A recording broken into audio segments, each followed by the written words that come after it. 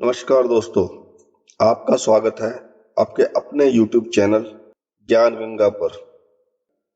चलिए शुरू करते हैं आज की कहानी। दोस्तों, किसी गांव में एक चमार रहता था। नमस्कार दोस्तों, वह बड़ा ही चतुर था, स्वागत है। इसलिए सब उसे चतुरी चमार कहा करते थे। घर में वह और उसकी पत्नी थी। वह गरीब था, लेकिन किसी तरह उसकी गुजर बसर हो रही थी। इससे वह दोनों परेशान रहते थे। एक दिन चतुरी ने सोचा कि गांव में रहकर तो उसकी हालत सुधरने से रही, इसलिए क्यों ना वह कुछ दिन के लिए शहर चला जाए और वहां से थोड़ी कमाई कर लाए। इस बारे में जब उसने अपनी पत्नी से सलाह की तो उसे भी चतुरी का यह विचार ठीक लगा और उसने जाने की अनुमति दे दी। कुछ ही दिनों में वह शहर पहुंच गया। वह मेहनती तो था ही, उसमें सूझबूझ भी खूब थी। कुछ ही दिनों में उसने अपनी मेहनत से 100 रुपए कमा लिए। इसके बाद वह वापस गांव के लिए रवाना हो गया। घर के रास्ते में घना जंगल पड़ता था। जंगल में डाकू रहते थे। चतुरी ने मन ही मन सोचा कि अगर वह रुपए लेकर जाएगा तो रास्ते में वह रुपए डाकू छीन लेंगे। उसने इसका एक उपाय खोजा। उसने एक घोड़ी खरीदी और कुछ रुपए उसकी पूंछ में बांधकर घर की ओर चल दिया। जब वह जंगल में से गुजर रहा था, तभी डाकुओं ने उसे घेर लिया। डाकू बोले कि बड़ी कमाई करके आया है चतुरिया, ला रुपए निकाल और हमें दे दे। चतुरी ने कहा कि मैं ठहरा गरीब आदमी, मेरे पास रुपए कहाँ हैं। जो थोड़े बहुत कमाए थे उससे यह घोड़ी खरीद लाया हूँ। इस घोड़ी की बड़ी करामात है, यह रोज मुझे 50 रुपए देती है। इतना कहकर उसने घोड़ी की पूंछ में डंडा मारा और तभी वह 50 रुपए जो उसने घोड़ी की पूंछ में बांध रखे थे खन खन करके निकल पड़े। डाकुओं का सरदार यह देखकर हैरान हो गया। ऐसी करामाती घोड़ी को देखकर उसके मन में लालच आ गया। डाकुओं का सरदार बोला कि सुन भाई चतुरी, यह बता कि यह घोड़ी तुमने कितने में खरीदी है। चतुरी उसके मन की हालत समझ चुका था। वह बोला कि यह मैं तुम्हें क्यों बताऊं, तुम्हें उससे क्या मतलब है। डाकू के सरदार ने कहा, हमें रुपए नहीं चाहिए, तुम यह घोड़ी हमें दे दो। चतुर ने गंभीरता से कहा कि नहीं, मैं ऐसा नहीं कर सकता। अगर मैंने यह घोड़ी तुमको दे दी तो मेरी रोज की आमदनी बंद हो जाएगी। सरदार उसे 100 रुपए देते हुए बोला कि ये ले घोड़ी के 100 रुपए। चतुरी ने और ज्यादा आग्रह करना ठीक नहीं समझा। उसने चुपचाप रुपए लेकर घोड़ी उन्हें दे दी और गांव की ओर चल पड़ा। घर आकर चतुरी ने सारा किस्सा अपनी पत्नी को सुना दिया। उसने अपनी पत्नी से यह भी कहा कि हो ना हो 2-4 दिन में डाकू यहाँ आए बिना नहीं रहेंगे। अब हमें इसके लिए तैयार रहना चाहिए। थोड़ा सोच विचार करने के बाद उसे इसका उपाय मिल गया। अगले दिन वह खरगोश के एक जैसे 2 बच्चे ले आया।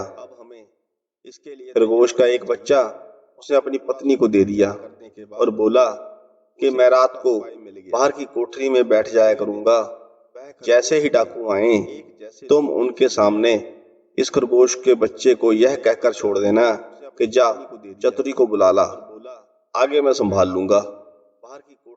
दूसरी ओर डाकुओं का सरदार घोड़ी को लेकर अपने घर गया और रात को घोड़ी को आंगन में खड़ा करके उसकी पूंछ में डंडा मारा और बोला कि ला रुपए। परंतु रुपए कहाँ से आते।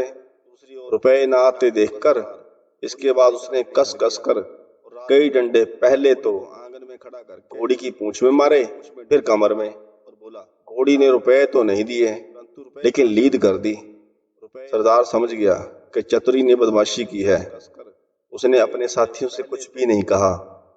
इसके बाद घोड़ी दूसरे डाकू के पास गई, फिर तीसरे के यहाँ गई।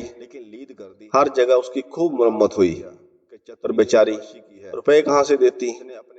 अब तक डाकू अच्छी तरह समझ चुके थे कि चतुरी ने उन्हें मूर्ख बना दिया था, लेकिन इस बात को अपने साथियों से कहें तो कहें कैसे, उनका मजाक बन जाएगा।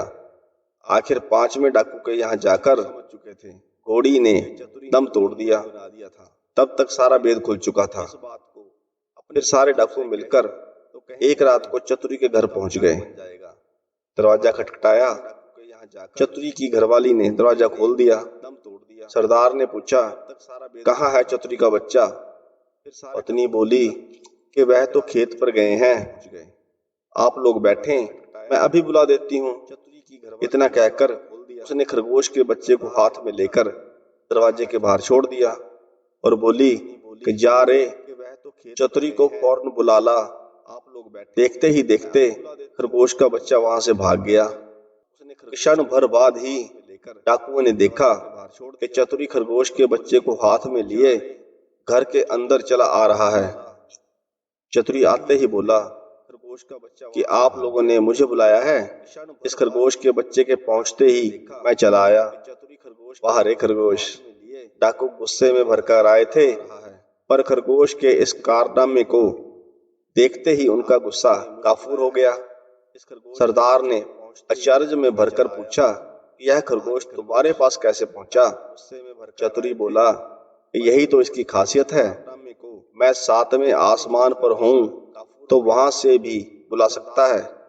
सरदार ने कहा, भाई चतुरी, यह खरगोश तो तुम हमें दे दो। हम लोग इधर उधर घूमते रहते हैं और घर पर हमारी घरवाली परेशान रहती है, वह इसे बेचकर हमें बुलवा लिया करेगी। दूसरा डाकू बोला कि तूने हमारे साथ बड़ा धोखा किया है, हमसे रुपए ले आया और हमें ऐसी घोड़ी दे आया कि जिसने एक पैसा भी नहीं दिया और मर गई। खैर, जो हुआ सो हुआ, अब तुम यह खरगोश हमें दे दो। चतुरी ने बहुत मना किया तो सरदार ने 100 रुपए निकाले और बोला कि यह ले 100 रुपए, अब ला, यह खरगोश हमें दे दे। चतुरी ने रुपए ले लिए और खरगोश उन्हें दे दिया। डाकू चले गए। चतुरी ने आगे के लिए फिर एक चाल सोची। उधर डाकुओं के सरदार ने खरगोश को घर ले जाकर अपनी पत्नी को दिया और उससे कह दिया कि जब खाना तैयार हो जाए तो इसे हमें बुलाने के लिए भेज देना। वह बाहर चला गया। सारा दिन वह दोस्तों के बीच बैठा रहा। राह देखते देखते आधी रात हो गई, पर खरगोश नहीं आया। तो वह चिल्लाकर घर पहुंचा और अपनी पत्नी पर उबल पड़ा। पत्नी ने कहा कि तुम नाहक ही नाराज हो रहे हो, मैंने तो घंटों पहले खरगोश को भेज दिया था। सरदार समझ गया कि यह चतुरी की शैतानी है। वे लोग तीसरे दिन रात को फिर से चतुरी के घर पहुंच गए। उन्हें देखते ही चतुरी ने अपनी पत्नी से कहा कि इनके रुपए लाकर इन्हें दे दो। पत्नी बोली कि मैं नहीं देती। चतुरी पत्नी पर गरजा कि नहीं देती। इतना कहकर उसने कुल्हाड़ी उठाकर अपनी पत्नी पर वार किया। पत्नी लहूलुहान होकर धरती पर गिर पड़ी और आंखें मूंद गई। डाकू दंग रह गए। उन्होंने कहा कि अरे चतुरी, तूने यह क्या कर डाला? चतुरी बोला कि तुम लोग चिंता ना करो, यह तो हम लोगों की रोज की बात है, मैं इसे अभी जिंदा किए देता हूँ। इतना कहकर वह अंदर गया और वहां से एक सारंगी उठा लाया। जैसे ही उसे बजाया तो पत्नी उठ खड़ी हुई। चतुरी ने उसे पहले ही सिखा रखा था और खून दिखाने के लिए वैसा रंग तैयार कर लिया था। नाटक को असली समझकर डाकू का सरदार चकित रह गया। उसने कहा कि चतुरी भैया, तू यह सारंगी हमें दे दे। चतुरी ने बहुत आनाकानी की तो सरदार ने 100 रुपए निकालकर उसे और दे दिए। सारंगी लेकर वे चले गए। सरदार ने घर पहुंचते ही पत्नी को फटकारा और पत्नी कुछ तेज हो गई तो उसने आव देखा ना ताव, कुल्हाड़ी लेकर गर्दन अलग कर दी। इसके बाद वह सारंगी लेकर बैठ गया। सारंगी बजाते बजाते वह थक गया, लेकिन पत्नी ने आंखें नहीं खोली। सरदार अपनी मूर्खता पर सिर धुनकर रह गया। पर अपनी बेवकूफी की बात उसने किसी को नहीं बताई और एक के बाद एक सारी स्त्रियों के सिर कट गए। जब भेद खुला तो डाकुओं का पारा 7वें आसमान पर चढ़ गया। वे फौरन चतुरी के घर पहुंचे और उसे पकड़कर एक बोरी में बंद कर नदी में डुबोने ले चले। रात भर चलकर सवेरे वे एक मंदिर पर पहुंचे। थोड़ी दूर पर नदी थी। उन्होंने बोरी को मंदिर पर रख दिया और सब सोने के लिए चले गए। उनके जाने के बाद चतुरी चिल्लाया कि मुझे नहीं करनी, मुझे नहीं करनी। संजोग से उसी समय एक ग्वाला अपनी गाय भैंस लेकर वहां से गुजर रहा था। उसने आवाज सुनी तो बोरी के पास आया। बोरी का मुंह खोला तो चतुरी बाहर निकला। ग्वाला चतुरी से बोला कि क्या बात है।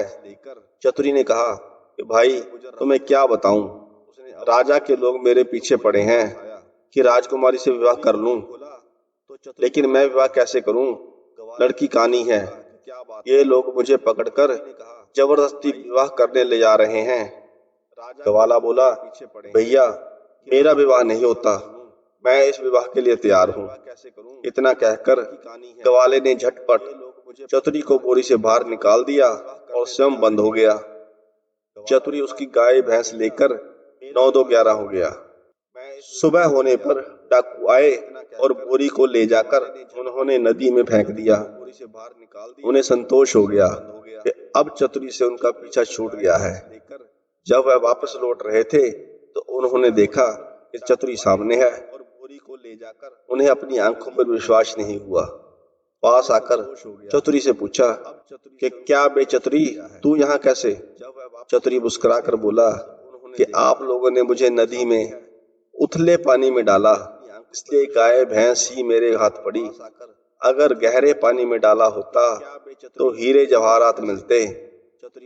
हीरे जवाहरात का नाम सुनकर सरदार के मुंह में पानी भर आया। सरदार बोला, भैया चतुरी, तू हमें ले चल और हीरे जवाहरात दिलवा दे। चतुरी तो यही चाहता था। फिर वह उन्हें लेकर नदी पर गया और बोला कि देखो, जितनी देर पानी में रहोगे उतना ही ज्यादा लाभ होगा। तुम सब एक एक भारी पत्थर गले में बांध लो। लोभी क्या नहीं कर सकता। उन्होंने अपने अपने गले में पत्थर बांध लिए और एक कतार में खड़े हो गए। चतुरी ने एक एक को धक्का देकर पानी में गिरा दिया। सारे डाकुओं से हमेशा के लिए छुटकारा पाकर चतुरी चमार गाय भैंस लेकर खुशी खुशी घर लौटा और अपनी पत्नी के साथ आनंद से रहने लगा। आशा करते हैं आपको यह कहानी पसंद आई होगी। अगर आपको यह कहानी अच्छी लगी हो तो वीडियो को लाइक करें, चैनल को सब्सक्राइब करें। कहानी को अंत तक सुनने के लिए आपका धन्यवाद।